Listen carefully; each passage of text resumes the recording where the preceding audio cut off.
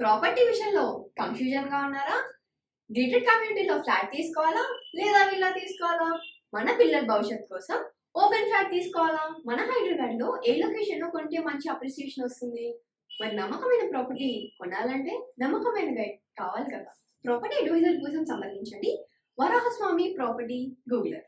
Contact 7207218485. ఓం శ్రీమాత్రే నమః. అందరికీ నమస్కారం. నా పేరు మురళీధర శర్మ. నేను హైదరాబాద్ పుప్పాలగూడ మణికొండ ప్రాంతంలో ఉన్నటువంటి గోల్డెన్ టెంపుల్ వద్ద నివాసం ఉంటుంటాను. ఈరోజు మనము ఈ వీడియోలో జాతకం ద్వారా వివాహములో ఉన్నటువంటి ప్రతిబంధకాలు, అంటే వివాహం జరిగేటప్పుడు వివాహం ఆలస్యం కావడం అనేటువంటిది ఒక సబ్జెక్ట్ అయితే, ఆ వివాహం నిలవకపోవడము, పునర్వివాహానికి వెళ్ళేటువంటి పరిస్థితి రావడం కూడా ఇప్పుడు సర్వసాధారణమైపోయింది మన హైందవ సమాజంలో. కాబట్టి ఈరోజు నేను మీకు ఈ వీడియో ద్వారా ఏం చెప్పే ప్రయత్నం చేస్తానంటే, మొదటి వివాహం ఏదైనా ఇబ్బంది అయ్యే పరిస్థితి ఉందా, రెండవ వివాహానికి వెళ్ళేటువంటి పరిస్థితులు ఈ జాతకం ద్వారా ఏమైనా ఉన్నాయా అనేటువంటివి తెలిపే ప్రయత్నం చేస్తాను.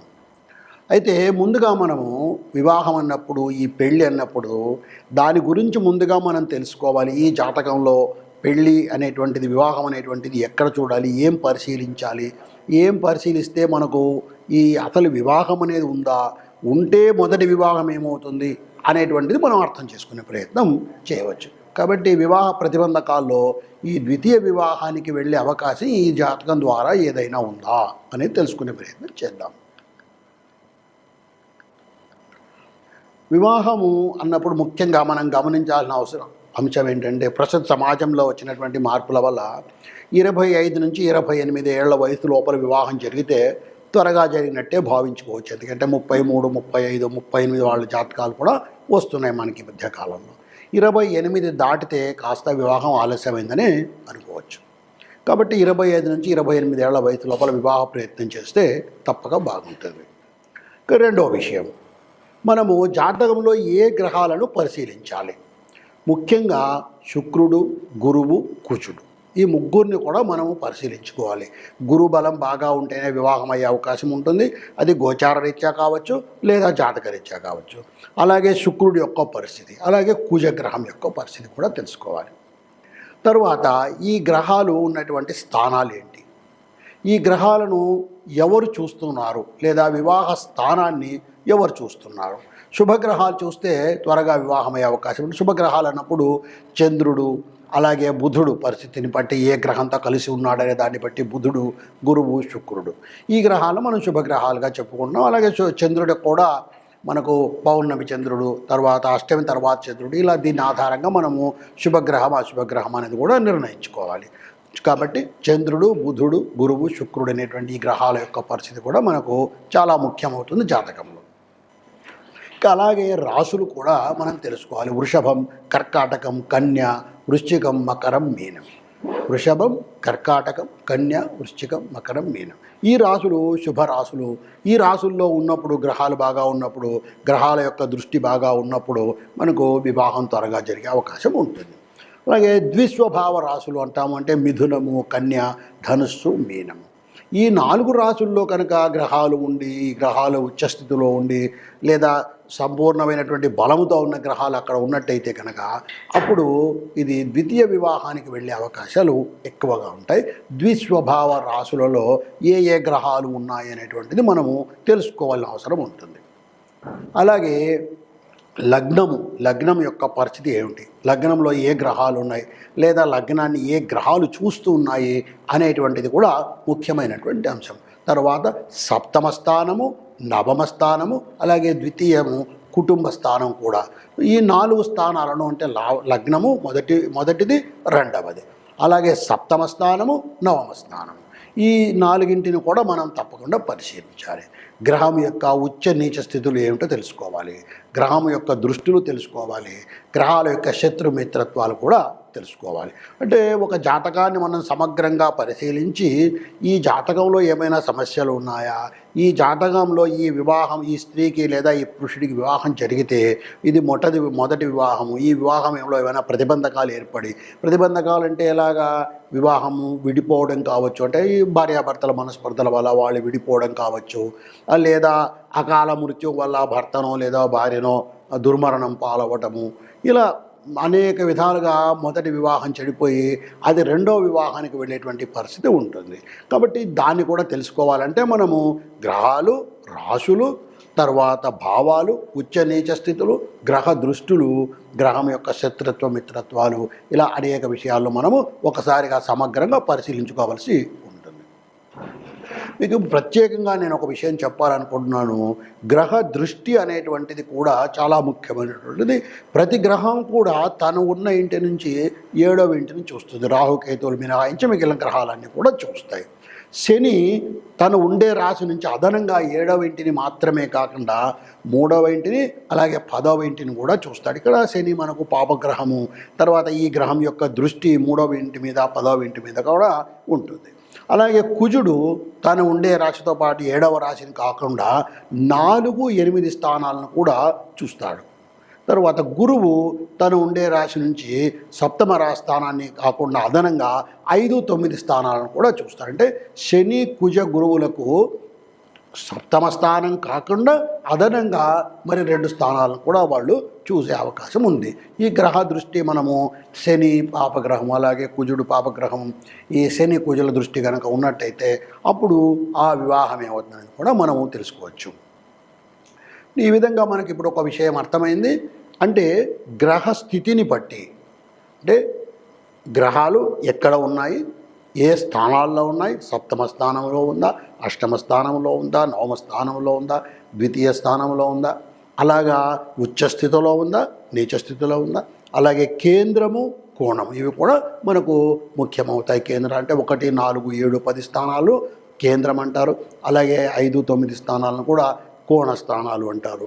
ఈ విధంగా కేంద్రములో ఉన్నాయా గ్రహాలు, కోణంలో ఉన్నాయా, పాపగ్రహం కేంద్రంలో ఉందా లేదా కోణంలో ఉందా, శుభగ్రహం కేంద్రంలో ఉందా కోణంలో ఉందా, ఏ గ్రహాలు వాటి దృష్టి కలిగి ఉన్నాయి అనేటువంటిది మనము కొంత పరిశీలించినట్టయితే మొదటి వివాహంలో ఏదైనా ఆటంకాలు ఏర్పడే పరిస్థితి ఉందా, తర్వాత రెండవ వివాహానికి వెళ్ళే అవకాశం ఉందా అనేటువంటి, రెండవ వివాహానికి వెళ్ళేటువంటి పరిస్థితి ఉందా అనేటువంటిది మనము సమగ్రంగా తెలుసుకోవచ్చు. ఇప్పుడు నేను ద్వితీయ వివాహం జరిగేటువంటి కొన్ని సందర్భాలు మీకు చెప్పే ప్రయత్నం చేస్తాను. సంపూర్ణంగా జాతక భాగం అంతా ఈ వీడియోలో వివరించడం సాధ్యం కాదు. కాబట్టి మీరు ఏదైనా జాతకం వచ్చినప్పుడు తగినటువంటి జ్యోతిష పండితులకు చూపించి, మీకు జ్యోతిష్యం మీద విశ్వాసం ఉంది కాబట్టి ఆ విశ్వాసంతో తగిన జ్యోతిష పండితుడికి చూపించి మీరు తగిన నిర్ణయం తీసుకోవాలి. నేను కొన్ని విషయాలు ఇక్కడ సమగ్రంగా చెప్పే ప్రయత్నం చేస్తాను. స్త్రీ లేదా పురుష జాతకంలో ఈ ద్వితీయ వివాహం ఉందా అనేటువంటిది మనం ఎలా తెలుసుకోవాలి అంటే, ముఖ్యంగా మాంగళ్య దోషము అనేటువంటిది ఎక్కువగా ప్రచారంలో ఉన్నటువంటిది కాబట్టి అదొకటి. తర్వాత ఆయుర్భావం ఎలా ఉంది, 8వ స్థానం ఎలా ఉంది అనేటువంటిది కూడా తెలుసుకోవాల్సిన పరిస్థితి ఉంటుంది. జన్మ కుండలిలో అన్యోన్య స్థితి అంటే గ్రహమైత్రి అని చూస్తాం మనం. అంటే ఇప్పుడు రవికి ఏ ఏ గ్రహాలు మిత్రత్వాలు, ఏ గ్రహాలతో శత్రుత్వం ఉంది, చంద్రుడికి ఏ ఏ గ్రహాలు ఏ శత్రుత్వం ఉంది, ఇలా ప్రతి గ్రహానికి కూడా శత్రు మిత్ర గ్రహాలు ఉంటాయి. వాటిని ఆధారం చేసుకొని గ్రహ మైత్రి ఎలా ఉంది అనేటువంటి తెలుసుకోవడం కూడా ఒక ముఖ్యమైనటువంటి అవసరం. ఆ గ్రహ మైత్రి సక్రమంగా లేకపోతే ఈ భార్యాభర్తల మధ్య మనస్పర్ధలు వచ్చే అవకాశం ఉంది. అయితే ఆ మనస్పర్ధలు ఎంత తీవ్రమైనటువంటి రూపం తాలుస్తాయి, ఏమి దాని ఫలితం అనేటువంటి చూడాలంటే జాతకాన్ని మళ్ళా సంపూర్ణంగా పరిశీలించాలి. అదేవిధంగా ఈ అమ్మాయి జాతకంలో 7వ స్థానము 8వ స్థానంలో ఏముందనేటువంటిది చూడాలి. వరుడి జాతకంలో అయితే 7వ, 5వ, 8వ స్థానం కూడా పరిశీలించాలి. ఇప్పుడు మనము కొన్ని పరిస్థితులు మనం చూసుకుందాం. ఇప్పుడు 7వ భావము, ద్వితీయ భావము, ద్వాదశ భావము, ఈ భావాల్లో ద్వాదశ గ్రహాలు ఎలా ఉన్నాయో చూసుకుంటాం. కళత్ర భావం అంటే 7వ స్థానం మీద చెడు గ్రహ దృష్టి ఉందా అనేటువంటిది చూడాలి. అలాగే నవాంశ చక్రాన్ని కూడా మనం పరిశీలించాల్సి ఉంటుంది. నవాంశ చక్రంలో ముఖ్యంగా చంద్రుడు, గురుడు, శుక్రుడు యొక్క స్థితి ఏమిటి, ఎలా ఉన్నారు, ఏ సప్తమ నవాంశలో ఎలా ఉన్నారు అనేటువంటిది చూసే ప్రయత్నం చేయాలి. ఇప్పుడు మనము ద్వితీయ వివాహానికి వెళ్ళేటువంటి పరిస్థితులు ఏంటనేది కొన్ని ఉదాహరణలు చెప్తాను నేను ఇప్పుడు. సప్తమ భావము సప్తమ భావ అధిపతి, సప్తమ భావము సప్తమ భావ అధిపతి వీళ్ళిద్దరూ వివాహము భర్త భార్య గురించి తెలియజేస్తాయి. అలాగే నవమ భావము నవమ భావాధిపతి ఈ రెండు కూడా ద్వితీయ వివాహ సందర్భాన్ని తెలుపుతాయి. ఏకాదశ భావం అంటే 11వ స్థానం లాభస్థానము ఈ అనుకున్న కోరికల గురించి ఇలాంటి వాటిని తెలిపే ప్రయత్నం చేస్తాయి. గురువు స్త్రీ జన్మకుండలిలో భర్త యొక్క పరిస్థితిని గురించి, అలాగే శుక్రుడు పురుషుడి జన్మకుండలిలో భార్య గురించి తెలుపుతాయి. జన్మకుండలిలో సప్తమ భావము సప్తమ భావాధిపతి ఈ రెండు, సప్తమ భావము ద్విస్వభావ రాశి అయ్యి, అలాగే సప్తమ భావ అధిపతి కూడా ద్విస్వభావ రాశిలోనే ఉంటే, అంటే ద్విస్వభావ రాశులు అంటే ఇంతకుముందే చెప్పాను నేను, కన్యా రాశి, మిథున రాశి, ధనుస్సు, మీన రాశి వీటిని ద్విస్వభావ రాశులు అంటారు. సప్తమ భావము సప్తమ భావ అధిపతి ఈ రెండు కూడా ద్విస్వభావం అయితే, అంటే సప్తమ భావం ద్విస్వభావ రాశి అయి సప్తమ భావ అధిపతి అంటే 7వ స్థానం యొక్క అధిపతి. ఉదాహరణకు సప్తమ భావము సింహం అనుకుంటాం, సింహానికి అధిపతి ఈ రవి, సింహము ఈ చరరాశి అది ద్విస్వభావ రాశి కాదు, ఇబ్బంది లేదు. అలా కాకుండా వృషభం స్థిర రాశి, మిథునం ద్విస్వభావ రాశి, మిథునంలో బుధుడు ఉన్నటువంటి ఆ మిథున రాశిలో ఆ బుధుడు మరేదైనా ద్విస్వభావ రాశిలో ఉన్నట్టయితే అప్పుడు మనకు ఇబ్బంది అవుతుంది. కాబట్టి మనము ఈ విధంగా సప్తమ భావము ద్విస్వభావంగా ఉందా, సప్తమ భావ అధిపతి ద్విస్వభావంలో ఉన్నాడా అనేటువంటివి చూసినట్టయితే మనకు ఈ జాతకంలో ద్వితీయ వివాహం జరిగే అవకాశం ఎక్కువగా ఉందని తెలుసుకోవాలి. అలాగే సప్తమ భావాధిపతి అలాగే లగ్నాధిపతి నవాంశ చక్రంలో మరియు భావచక్రంలో ఇద్దరు ద్విస్వభావంలో, ఇందాక మనం ఏం చెప్పుకున్నాము, జన్మకుండలిలో సప్తమ భావము సప్తమ భావ అధిపతి ఇద్దరు ద్విస్వభావ రాశిలో ఉంటే ద్వితీయ వివాహానికి అవకాశం ఉంది అని చెప్పుకున్నాం. ఇప్పుడు మనం ఏం చెప్తున్నాము, సప్తమ భావ అధిపతి మరియు లగ్నాధిపతి, లగ్నాధిపతి వేరు సప్తమ భావాధిపతి వేరు. ఈ ఇద్దరు కూడా నవాంశ చక్రంలో మరియు భావచక్రంలో ఇద్దరు ద్విస్వభావ రాశులలో ఉంటే సప్తమ భావాధిపతి లగ్నాధిపతి, ఇంతకుముందు సప్తమ భావము సప్తమ భావ అధిపతి, ఇప్పుడు సప్తమ భావము అధిపతి లగ్నాధిపతి వీళ్ళిద్దరు కూడా ద్విస్వభావ రాశుల్లో కనుక ఉన్నట్టయితే వీళ్లకు ద్వితీయ వివాహానికి వెళ్ళే అవకాశం ఎక్కువగా ఉంటుంది.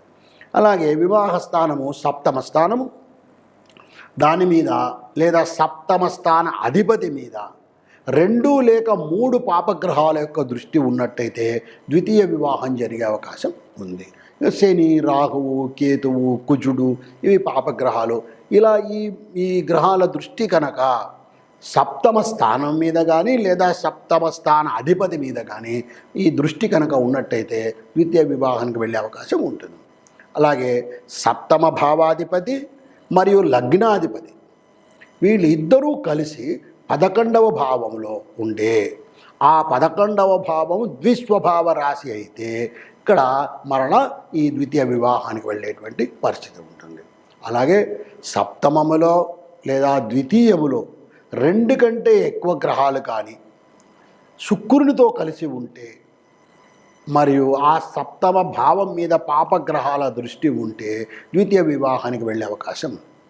అలాగే అష్టమాధిపతి లగ్నంలో కానీ లేదా సప్తమ భావంలో కానీ ఉండి, అష్టమాధిపతి లగ్నంలో కానీ లేదా సప్తమంలో కానీ ఉండి మరి సప్తమాధిపతి ద్విస్వభావ రాశిలో కానీ లేదా శని, కుజ, రాహు, కేతు గ్రహముల యొక్క దృష్టి కానీ కలిగి ఉంటే రెండవ వివాహం జరిగే అవకాశం ఉంటుంది. ఈ విధంగా మనము కొన్ని సంఘటనలు చెప్పుకున్నాం. అలాగే శుక్రుడు నీచ రాశిలో ఉంటే, నీచ స్థితిలో ఉంటే, శుక్రుడికి కన్య నీచ స్థానము, ఆ కన్యలో ఉంటే కనుక ఆ శుక్రుడికి ఎటువంటి దృష్టి ఉందన్నటువంటిది చూసినప్పుడు, శుక్రుడి మీద ఏ గ్రహాల యొక్క దృష్టి ఉందన్నప్పుడు పరిశీలించి కూడా మనము కొంత ఈ ద్వితీయ వివాహం యొక్క కారణాన్ని తెలుసుకునే అవకాశం ఉంటుంది. అలాగే శత్రుస్థానంలో ఈ శుక్రుడు కనుక ఉంటే అంటే కర్కాటకంలో కానీ సింహంలో ఇలా ఉంటే కనుక ఈ జాతకుడికి మరలా ద్వితీయ వివాహం జరిగాయి. ఇలా అనేక సందర్భాలు ఉన్నాయి. కేవలం ఒక్క సంఘటన చూసి కేవలం గ్రహం ఇక్కడ ఉంది కాబట్టి ద్వితీయ వివాహం జరుగుతుంది అని ఖచ్చితంగా చెప్పడం సాధ్యం కాదు. అనేక కాంబినేషన్స్ను మనం పరిశీలించాలి.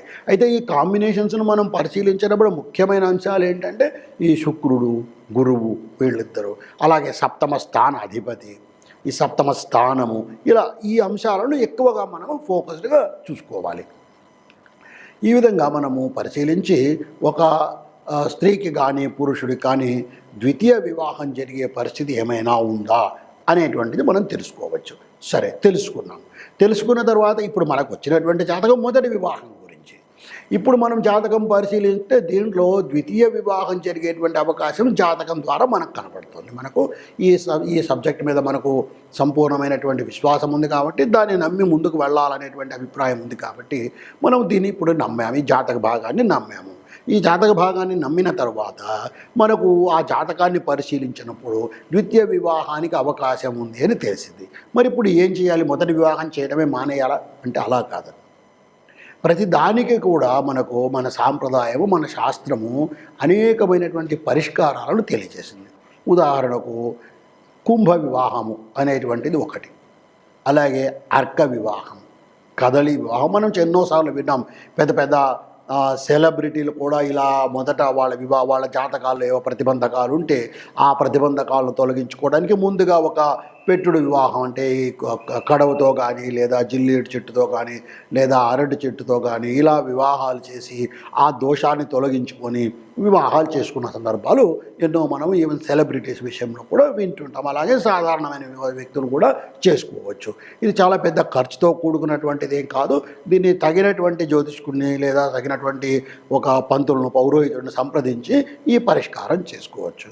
అలాగే శివార్చన చేయడం కూడా కొంతవరకు పరిష్కారాన్ని ఇస్తుంది. కొన్నిసార్లు దోషాలు చాలా ఎక్కువగా ఉన్నప్పుడు ఏవైనా హోమాలు, జపాలు కూడా చేసుకోవాల్సి ఉంటుంది. కాబట్టి ఇప్పుడు జాతకంలో ద్వితీయ వివాహం యొక్క సందర్భం కనపడుతోంది కాబట్టి భయపడి ఆ వివాహాన్ని లేదా ఆ జాతకాన్ని పూర్తిగా పక్కన పెట్టాలని అవసరం లేదు.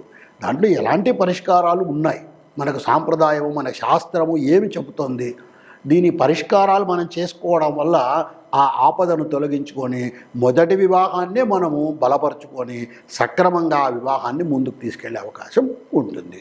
ఇప్పుడు నేను మీకు కొన్ని కుండలు తీసుకొని మీకు అంటే మేషరాశి వాళ్లకు గ్రహస్థితి ఎలా ఉంటే మొదటి వివాహం దెబ్బతినే అవకాశం ఉంది, రెండవ వివాహానికి వెళ్ళే అవకాశం ఉంది అనేటువంటి విషయం, అలాగే వృషభ రాశికి, మిథున రాశికి, ఈ విధంగా ఒక్కొక్క రాశికి నేను కొన్ని ఉదాహరణలు ఇచ్చే ప్రయత్నం చేస్తాను. Hi, my name is Gautam and I actually stay in Malkajgiri itself. I had this back pain. It's been 1.5 years. I have tried many treatments like chiropathy, oil massage, physiotherapy especially, but it didn't work out as much like what I expected. I strongly suggest homeopathy because nenu personally allopathy chala suffer ayana, and I definitely do not recommend allopathy. You people can carry on with the homeopathy. Area Malkajgiri and doctor name is like Nageswar Rao and the clinic name is Neocare Homeopathy. ఇప్పుడు మనము ఒక కన్యా లగ్న జాతకాన్ని తీసుకొని పరిశీలన చేద్దాము. ఈ కన్యా లగ్న జాతకులకు ఎటువంటి పరిస్థితి అంటే మొదటి వివాహం ఏదైనా ఇబ్బందుల్లో పడే అవకాశం ఉందా, ఉండి దానివలన ద్వితీయ వివాహానికి వెళ్ళేటువంటి పరిస్థితి ఉందా అనేటువంటిది మనం పరిశీలన చేద్దాం. ఒక పెన్ను పేపర్ తీసుకొని గ్రహస్థితి రాసుకునే ప్రయత్నం చేయండి. లగ్నము కన్యా లగ్నము. ఈ కన్యా లగ్నంలో శుక్రుడు ఉన్నాడు. శుక్రుడికి కన్య నీచ స్థితి అంటే శుక్రుడు నీచ స్థితిలో ఉన్నాడు. మొట్టమొదటి ఒక అంశం అది. లగ్నంలో కన్యా లగ్నంలో శుక్రుడు, వృశ్చికంలో రాహు, ధనుస్సులో బుధుడు, మకరంలో చంద్రుడు, కుంభంలో శని గురువు ఇద్దరు కలిసి ఉన్నారు. మీనంలో కుజుడు ఉన్నాడు, వృషభంలో కేతువు, మిథునంలో రవి ఉన్నాడు. ఇది గ్రహస్థితి. మరి ఒకసారి నేను గ్రహస్థితి వివరించే ప్రయత్నం చేస్తాను. కన్యా లగ్నము, లగ్నంలో శుక్రుడు నీచ స్థితిలో ఉన్నాడు, వృశ్చికంలో రాహువు, ధనుస్సులో బుధుడు, మకరంలో చంద్రుడు, కుంభములో శని గురువు, మీనంలో కుజుడు, అంటే కేవలం కుంభంలో మాత్రమే 2 గ్రహాలు ఉన్నాయి, శని గురువు. మీనంలో కుజుడు, వృషభంలో కేతువు, మిథునంలో రవి ఉన్నారు. ఇది గ్రహస్థితి. మనం ఇప్పుడు ఈ గ్రహస్థితిని పరిశీలించి ఈ వివాహ ప్రతిబంధకాలు, అంటే వివాహం అయిన తర్వాత వీళ్ళు ఏదైనా ఇబ్బందులు పడే అవకాశం ఉందా అనేటువంటిది పరిశీలన చేద్దాం. ముఖ్యంగా లగ్నములో శుక్రుడున్నాడు. లగ్నము ఇది కన్యా లగ్నము, ఇది నీచ స్థితి. అలాగే ఈ లగ్నానికి సంపూర్ణంగా పాపగ్రహమైనటువంటి తీవ్రగ్రహమైనటువంటి కుజుడి యొక్క దృష్టి మీనం నుంచి కుజుడు చూస్తూ ఉన్నాడు. కాబట్టి లగ్నం కాస్త దెబ్బతినిందనే చెప్పవచ్చు. కాస్త కాదు, బాగా బలంగానే దెబ్బతినింది. ఇక లగ్నాధిపతి బుధుడు ఎక్కడ ఉన్నాడు? ధనుస్సులో 4వ స్థానంలో ఉన్నాడు. ఈ లగ్నాధిపతి యొక్క బుధుడికి ఇది ధనుస్సు గురుక్షేత్రం, ఇది శత్రుక్షేత్రం. అంటే లగ్నము దెబ్బతిని, లగ్నములో శుభగ్రహం అయినా కూడా అది శుక్రుడు నీచ స్థితిలో ఉన్నటువంటి శుక్రుడున్నాడు. అక్కడ కుజ దృష్టి ఉంది. లగ్నాధిపతి అయినటువంటి బుధుడు శత్రుక్షేత్రంలో ఉన్నాడు. శుక్రుడు, ఇక లగ్నాధిపతిని పరిశీలించాము. తరువాత శుక్రుడు. ఈ శుక్రుడిని కనుక మనం చూసినట్టయితే ఈ శుక్రుడు ద్వితీయ నవమాధిపతి, భాగ్యాధిపతి, కుటుంబాధిపతి, భాగ్యాధిపతి. ఈ రెండిటికి సంబంధించినటువంటి అత్యంత ముఖ్యమైనటువంటి గ్రహము శుక్రుడు నీచ స్థితిలో పడిపోయినాడు కన్యలో. కాబట్టి బాగానే దెబ్బతింది. సప్తమము మీనం, సప్తమ స్థానం. శుక్రుడు అయిన తర్వాత సప్తమ స్థానాన్ని పరిశీలిస్తున్నాం. ఈ సప్తమ స్థానంలో కుజుడు ఉన్నాడు. అయితే ఈ కుజుడికి ఇది గురుక్షేత్రము, మిత్రక్షేత్రమైనా కూడా ఇది సప్తమం కేంద్ర స్థితి, పాపగ్రహానికి కేంద్ర స్థితి వచ్చింది. కాబట్టి ఆ కుజుడు కూడా ఇబ్బంది పెట్టే అవకాశం ఎక్కువగా ఉంది. ఇక గురువు 6వ ఇంట సప్తమ స్థానం, అది కూడా 6వ స్థానము, పాపక్షేత్రంలో ఉన్నాడు. పాపగ్రహమైనటువంటి శనితో, బలమైనటువంటి శనికి స్వక్షేత్రం అని అక్కడ ఉన్నాడు ఈయన. కాబట్టి మనం ఈ విధంగా ఇప్పుడు మనం గ్రహస్థితిని పరిశీలించినట్టయితే లగ్నము దెబ్బతినింది, శుక్రుడు దెబ్బతిన్నాడు, లగ్న అధిపతి ఇబ్బందితోనే ఉన్నాడు. కుజుడికి కేంద్ర స్థితి రావడం వల్ల ఆయన కూడా పాపగ్రహము కేంద్ర స్థితిని పొందడం వల్ల మనకు ఇబ్బందులు పెట్టే అవకాశమే ఉంది అక్కడ. తర్వాత గురువు కూడా పాపగ్రహమైనటువంటి శనితో కలిసి ఉండడం వల్ల అక్కడ గురువు కూడా కాస్త మనల్ని ఇబ్బంది పెట్టే. పైగా తను ఉన్నదే 6వ ఇంట పాపక్షేత్రంలో శుభగ్రహం, అక్కడ 6వ ఇంట ఉన్నాడు. ఈ విధంగా మనం పరిశీలించినట్టయితే, ఈ జాతకాన్ని చూసినట్టయితే వివాహం ఆలస్యమయ్యే అవకాశమే మొట్టమొదట ఉంది. అంటే ఈ శని గురువుల కలయిక, గురువు 6వ ఇంట, ఇది కాస్త వివాహమే ఆలస్యమయ్యే అవకాశమే ఎక్కువగా కనబడుతుంది. అలాగే సప్తమంలో కుజుడు, ఇది కూడా ఇబ్బందికరమైనటువంటి పరిస్థితే. కాబట్టి వివాహం ఆలస్యమయ్యే అవకాశమే ఉంది. తర్వాత వివాహం అయిన తర్వాత చూద్దామంటే శుక్రుడు అత్యంత ముఖ్యమైనటువంటి గ్రహము నీచ స్థితిలో పడిపోయి ఉన్నాడు. ఆ శుక్రునికి పాపగ్రహమైనటువంటి కుజ దృష్టి కూడా ఉంది. కాబట్టి తప్పకుండా ఇది కలహాల కాపురమే అని అనిపిస్తుంది. ఎందువల్ల అంటే లగ్నము ఇబ్బందిలో ఉంది, గురువు ఇబ్బందిలో ఉన్నాడు, శుక్రుడు ఇబ్బందిలోనే ఉంది. ఇలాంటి ఈ పరిస్థితి ఉన్నటువంటి ఈ కన్యా లగ్న జాతకులు వివాహం జరిపించుకోవడానికన్నా, వివాహం జరగడానికన్నా ముందు కాస్త ముఖ్యమైనటువంటి పరిష్కారాలు తప్పగా శుక్రుడికి, గురువుకు, బుధుడికి, కుజుడికి కూడా చేసుకోండి. గ్రహస్థితి కాస్త ఇబ్బందులు ఎక్కువగా ఉన్నాయి. అన్ని గ్రహాలు ఇబ్బంది పడుతుంది. శుక్రుడు, బుధుడు, గురువు, కుజుడు అందరూ కూడా కాస్త ఇబ్బందుల్లోనే ఉంటారు. కాబట్టి వీళ్ళకి తగిన పరిష్కారం చేసుకొని, వీలైతే ఏమాత్రం అవకాశం ఉన్నా కూడా కుంభ వివాహం అనేటువంటి ప్రక్రియ, లేకుంటే అర్క వివాహం లాంటిది చేసుకొని కాస్త ఈ దోషాలను తొలగించుకున్నట్టయితే తప్పకుండా ఈ వివాహం ఫలించే అవకాశం ఉంది. కానీ ఈ వివాహానికి ముందుగా తప్పనిసరిగా పరిష్కారాలు చేసుకోవడమే ఉత్తమము. ఇలా ఈ ప్రత్యేకించి శుక్రగ్రహం పూర్తిగా దెబ్బతినడం వల్ల ఇలాంటి పరిష్కారాలు కొంచెము ఎక్కువగానే చేసుకోవాల్సినటువంటి పరిస్థితి ఈ కన్యా లగ్న జాతకం ఇప్పుడు నేను చెప్పినటువంటి ఈ గ్రహస్థితి ఉంటే కనుక తప్పకుండా చేసుకోవాల్సిన పరిస్థితి ఉంటుంది. తగిన జ్యోతిష్కులతో మాట్లాడి దానికి తగిన పరిష్కారాలు చేసుకున్నట్టయితే ఆ కాపురం శుభంగా ఉండే అవకాశం కూడా ఉంది. ఓం శ్రీమా.